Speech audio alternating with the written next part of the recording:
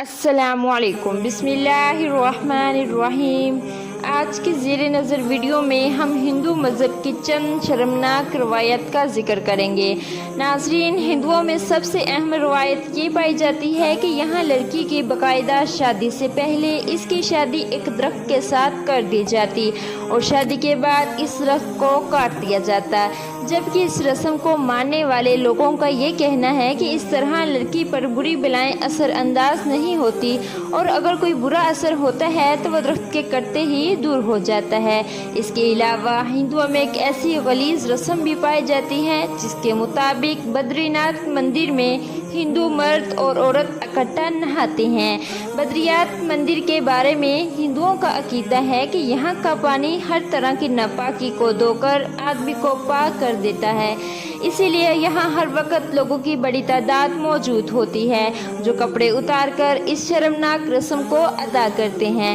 ایسا ہی ایک مندر بھارتی ریاست اتر پردیش میں بھی موجود ہے جو راجستھان کی سرحد پر بڑے جنگلات کے علاقے میں گودرا کے ایک غیر معروف انوکھا مندر ہے جو زیارت کے بعد گناہوں سے پاک صاف ہونے کا سرٹیفکیٹ بھی فراہم کرتا ہے۔ کہا جاتا ہے اس مندر کے پانی میں غسل سے انسان گناہوں سے پاک ہو جاتا ہے۔ یہی وجہ ہے کہ اس مندر کے باہر عقیدت مندوں کی قطار لگی رہتی ہے۔ اس حوالے سے مندر کے پجاری جدی شرما کہتے ہیں کہ سن 1947 سے اب تک 6 پجاری رہ چکے ہیں اور ان کی جانب سے جاری کیے گئے تمام سرٹیفکیٹ کا ریکارڈ بھی مندر کے پاس موجود ہے۔ یہ مندر لارڈ شیوا کا ہے اور قبائلی لوگ خاص طور پر مقبول ہیں۔ مندر کے احاطے میں پانی کا ایک بڑا ٹینک موجود ہے، اس میں لوگ بدن اور روح کی پاکی کے لیے ڈبکی لگاتے ہیں۔ اور اس روایت کے بارے میں کہا جاتا ہے کہ گوتم نامی ایک گیو نے اس مقام پر ایک جانور کی جان لی تھی جس کے سبب وہ ملعون قرار دیا گیا۔ گوتم نے آ کر دیوی سے دعا کی تو دریائے گنگا منداگنی کے روپ میں ظاہر ہوئی اور اس میں اس نے اسنان کیا اور اپنے آپ کو گناہوں سے پاک پایا۔ تبھی سے لوگ یہاں اپنے گناہ دھوتے آتے رہتے ہیں۔ سرٹیفکیٹ دینے کے لیے مندر کے پجاری صرف 15 روپے چارج کرتے ہیں اور مندر سے جاری کیے جانے والی سند میں اس بات کی تصدیق کی جاتی ہے کہ فلاں شخص نے اس مندر کی زیارت کر لی ہے اور منداگنی گنگا میں نہانے کے بعد انہیں گناہوں سے پاک قرار دیا جاتا ہے۔ اگر ہم ہندو مذہب کی مزید رسموں کی بات کریں تو یہاں ایک ایسا قبیلہ بھی پایا جاتا ہے جہاں لڑکی کی شادی صرف ایک اکیلے مرد سے نہیں بلکہ اس کے تمام بھائیوں سے بھی کی جاتی ہے، جو شمالی ہندوستان کے زمانہ قدیم کی وہ رسم ہے جو پچھلی 10 صدیوں سے چلی آ رہی ہے۔ ایسا یہ خاندان راجو ورما کا ہے جو 5 بھائیوں کی اکلوتی بیوی ہے۔ ورما خاندان کی ریاست اتراکھنڈ کے شہر تیرودن کے دیہی علاقے میں رہتے ہیں۔ 21 سالہ راجو نے خصوصی رپورٹ میں بتایا کہ وہ اپنے 5 شوہروں اور ایک 18 ماہ بچے کے ساتھ ایک کمرے والے گھر میں رہتی ہے۔ راجو کے 5 شوہروں میں 28 سالہ شانت ورما، 32 سالہ بیجو ورما، 26 سالہ گوپال ورما، 21 سالہ گڈو ورما، 19 سالہ دنیش ورما شامل ہیں۔ راجو ورما کا کہنا تھا کہ وہ شادی سے پہلے ہی جانتی تھی کہ وہ ایک ایسے گھر میں جا رہی ہے جہاں 5 بھائی اس اکیلی کے انتظار میں بیٹھی ہے۔ راجو نے مزید یہ بھی بتایا کہ خود اس کی ماں بھی 3 بھائیوں کی مشترکہ بیوی تھی، اس لیے ان قبائل کی خواتین کے لیے یہ سب کچھ کوئی نئی یا حیران کن بات نہیں ہے۔ ابتدائی طور پر راجو ورما کی شادی 4 سال قبل گڈو ورما کے ساتھ ہوئی تھی، جس کے بعد باری باری بیجو، شانت رام، گوپال اور دنیش سے بھی راجو کی شادی باقاعدہ رسمیں کی گئی، جبکہ راجو کی 5ویں اور آخری شادی دلیش سے کی گئی۔ پہلے دلیش کی عمر کم تھی لیکن جیسے ہی وہ 18 سال کا ہوا تو وہ بھی شادی کر کے راجو کی شوہروں کی فہرست میں شامل ہو گیا۔ حیرت انگیز طور پر پہاڑی علاقے کی اس محنت کش خاندان کے گھر میں کوئی چارپائی بھی موجود نہیں ہے، اسی لیے یہ تمام افراد فرش پر رضائیاں اوڑھ کر سوتے ہیں۔ سب بھائیوں کی یہ اکیلی بیوی ہر رات ایک الگ شوہر کے ساتھ سوتی ہے۔ راجو کا کہنا ہے کہ وہ خود بھی نہیں جانتی کہ اس کے اکلوتے بچے کا اصلی باپ کون ہے، کیونکہ مجھے ہر رات ایک نئے شوہر کے ساتھ گزارنی پڑتی ہے۔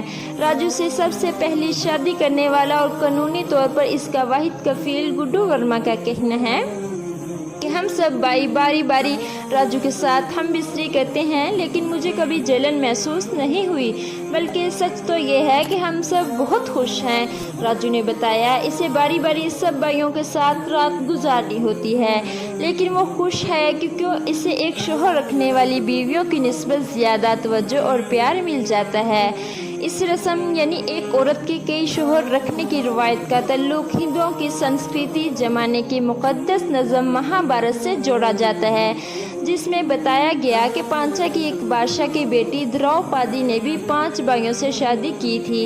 ये रस्म ख़त्म होते होते हिमालय के पहाड़ों के नज़दीक वाक़या हिंदुस्तानी और चीनी देहातों तक महदूद रह गई है। यहाँ पर अब भी पुरानी रस्मों पर चलने वाले कबाइल आबाद हैं। ये कबाइल इस घटिया गरीब रस्म का दफा करने के लिए इसके 2 जवाब फराहम करते हैं, जिनमें से एक तो ये है कि एक खातून की किसी एक घर के कई भाइयों से शादी करने से वारसियत ज़मीन इस ख़ानदान से बाहर जाने से बच जाती है, जबकि दूसरा जवाब ये है कि यह रस्म इन कबायली इलाकों के नौजवानों के लिए बीवी तलाश करने में आसानी पैदा कर देती है। यहाँ पर लड़कियों की पैदाइश की शरई लड़कों की निस्बत बेहद कम है। कानूनन जुर्म होने के बावजूद इन कबीलों ने न सिर्फ इस रस्म की इजाज़त दे रखी है, बल्कि कुछ कबाइल तो इस रस्म पर इतनी सख्ती से चलते हैं कि अगर कोई शख्स इस रस्म की वजह से शादी से इनकार कर दे तो उसे कबीले से ही निकाल दिया जाता है। अब रह गई ये बात कि विरासत के तनाज़ुर से बचने के लिए बच्चे की वल्दियत का पता कैसे चला जाए, तो इसके लिए DNA टेस्ट करवाने के कुछ हलामिया वाक़यात सामने आए हैं। इसके अलावा भारत में एक ऐसा इलाका भी मौजूद है जहां मज़हब के नाम पर लड़की से जिस्म फरोशी करवाई जाती है। इस हवाले से तहकीककारी सारा हिर्स बताती है कि उन्होंने भारतीय रियासत कर्नाटका में 2 साल ऐसी ख़वातीन के हालात जानने में गुजारे जिन्हें भगवान के नाम पर जिस्म फरोशी पर लगा दिया गया। सारा कहती है 2008 में इनको पहली दफ़ा देवी दासी कहलवाने वाली ख़वातीन के साथ आमना सामना हुआ। ये ख़वातीन आम जिस्म फरोश ख़वातीन से खासी मुख्तलिफ नज़र आती है, जबकि ये मजहबी रूप में होती है, रंग बिरंगे लिबास पहनती हैं और जेवरात का भी इस्तेमाल करती हैं। लेकिन बदकिस्मती से ग्राहकों के लिए इनमें और आम जिस्म फरोश ख़वातीन में कोई फ़र्क नहीं है। वो बताती है कि सिर्फ रियासत कर्नाटका में ऐसी ख़वातीन की तादाद 23,000 से ज़्यादा हैं, जिन्हें इनके अपने घर वालों ने ही देवी दासियां बनाने के लिए मंदिरों और पुरोहितों को बेच दिया, जब इनसे शर्मनाक धंधा करवा रहे थे। सारा कहती है अगर तारीख़ का जायज़ा लिया जाए तो ये शर्मनाक रवायत 14 से 1500 साल पुरानी है, जब कदीम भारत में लोग अपनी नौउम्र लड़कियों को अफसाइशी नस्ल देवी यलामा से मंसूब करके मंदिरों में छोड़ दिया करते थे। इब्तदाई दौर में ये देवी दासियां अमूमन मंदिरों की देखभाल किया करती थी और मजहबी रस्मात में शिरकत करती थी, लेकिन बाद अज़ा इनमें गाने बजाने और उम्रा और नवाबों की तफरीह तबाह का एहतमाम करने का रवाज भी आम होने लगा। फिर चंद सदियों बाद ये मजहबी रवायत इस कदर ज़वाल पजीर हो गई कि देवी दासियों का हिंदू मत की इबादत और रस्मात से तल्लुक़ तकरीबन ख़त्म हो गया। ये महज जिस्म फरोश ख़वातीन बनकर रह गई।